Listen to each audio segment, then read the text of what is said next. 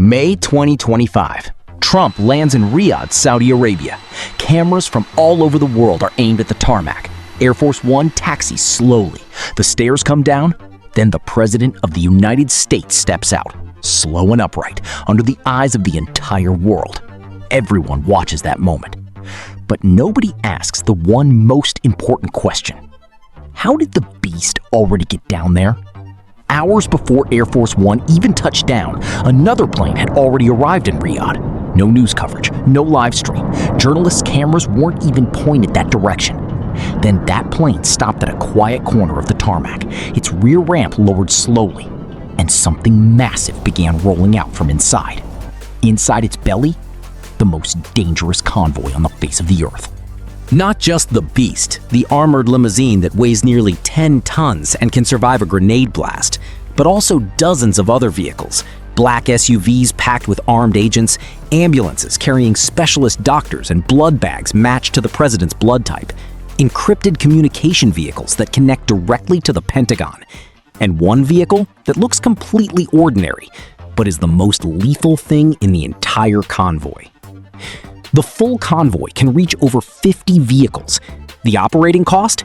$2,600 per minute when it's moving. That's why all of it gets flown, thousands of miles, inside the belly of a C-17 Globemaster III. Here's what blew my mind. The C-17 pilots flying all of this are never told exactly what's in their cargo hold. The briefing is just 3 words: classified presidential cargo, period. They fly thousands of miles, carrying cargo they're not even allowed to ask about. Then, it's not just one plane either. For Trump's visit to India, 7 C-17s were flown just to move the convoy and the security team. 7, for a 36-hour visit. You want to know how all of this works from the inside?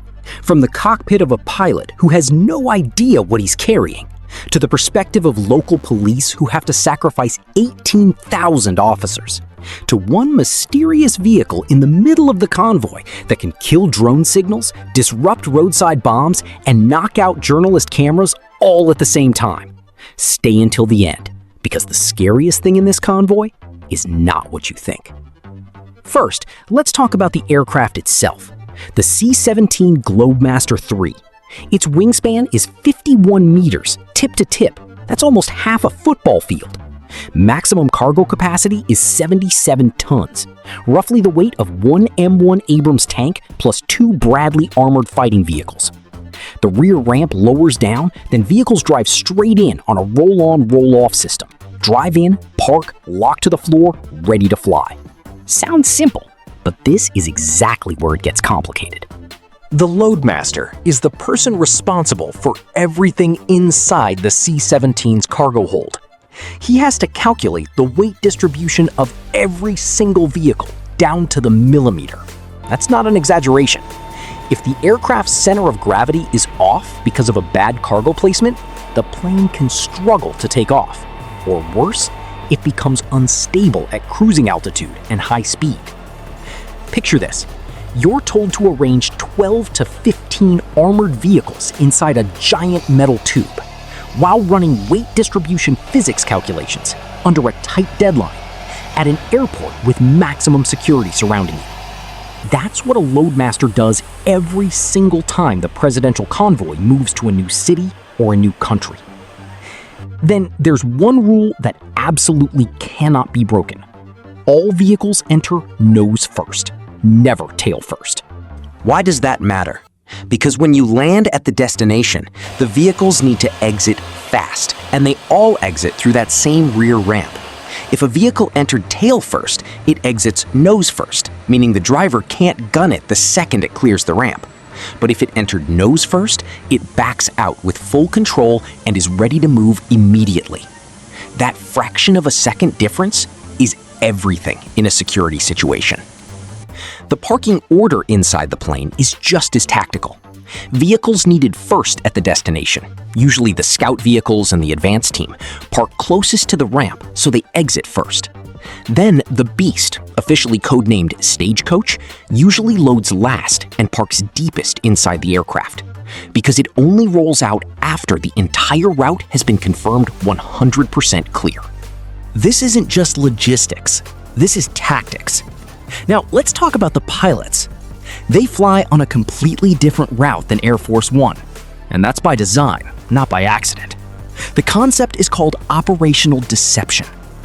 If a foreign intelligence service is tracking the president's movements, they can't figure out which plane is carrying the presidential vehicles, which route it's taking, or what time it lands. Air Force One is visible on purpose. That's part of its role as a show of presence. But the C-17s hauling the convoy? They fly quiet, different routes, land at different gates at different times. Then, throughout that entire flight, the pilots don't know what's behind them. The briefing stops at classified presidential cargo. They don't need to know more than that. Because if they did, that knowledge itself becomes a security vulnerability. I think there's something almost poetic about it. The people flying the world's most famous vehicle don't get the right to know its name. Before we get to the next part, you need to understand what's actually riding inside a presidential convoy. Because a lot of people picture it as just a few black cars in the beast. But the reality is far more layered than that. A standard presidential convoy formation during a foreign visit can exceed 50 vehicles. Here's the rough breakdown. At the very front are the route car and the pilot car, scout vehicles that drive ahead and make sure the path is clear. Then come the host country's local police vehicles, moving out ahead of all the American vehicles. Behind them is the lead car, a black SUV carrying Secret Service agents who are coordinating in real time with every checkpoint along the route. Flanking it are several follow-up vehicles with agents ready to jump out and react in seconds. Then, the Beast, codenamed Stagecoach. There are always two units on the ground, one actually carrying the president, one decoy running right alongside it, so nobody watching from the outside can tell which is which. It weighs 8 to 10 tons. The body is wrapped in 8 inches of armor. The windows are 5 inches thick and rated to stop a .44 Magnum round. Think of it like a bank vault moving at highway speed. Behind the Beast is Halfback, an SUV carrying presidential detail agents who are ready to dismount and shield the president the moment a threat appears. Then there's the Cat Car, which stands for Counter Assault Team. These are not regular agents. This is a heavily armed tactical unit, and their job is one thing. If a major attack hits the convoy, they charge forward and engage the threat while the rest of the motorcade escapes. Then there's Roadrunner, a mobile communications vehicle that serves as the encrypted communications hub for the entire convoy. There's the ID car coordinating with every other security agency on the ground. There's a hazmat vehicle ready to respond to chemical or biological threats. Then there's an ambulance staffed with specialist doctors, a defibrillator, and the part that genuinely gave me chills, blood bags carrying the president's own blood type. If you've ever tried to pack a full-size pickup truck for a cross-country road trip and got frustrated figuring out how to fit everything, picture that, but the truck is 50 armored vehicles, and getting the packing wrong can trigger an international diplomatic crisis.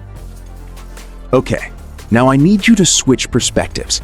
You are the chief of police in Tokyo, or New Delhi, or Riyadh, and 3 weeks from now, Trump is coming to visit.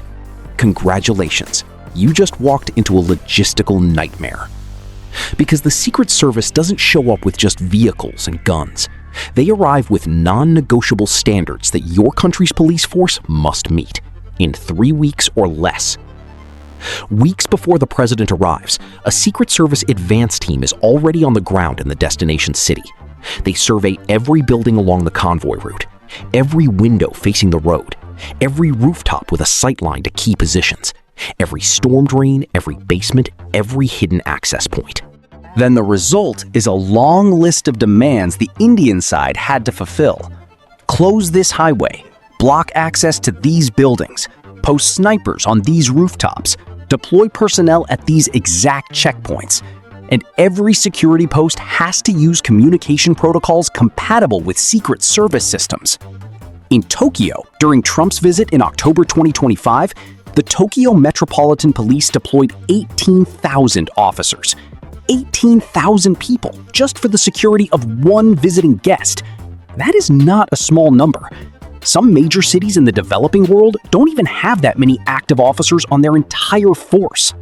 Then here's what rarely gets talked about: local police have to essentially relearn their own procedures, not because Tokyo police or Indian police aren't professional, they absolutely are, but because the Secret Service runs on very specific protocols that look nothing like standard escort procedures.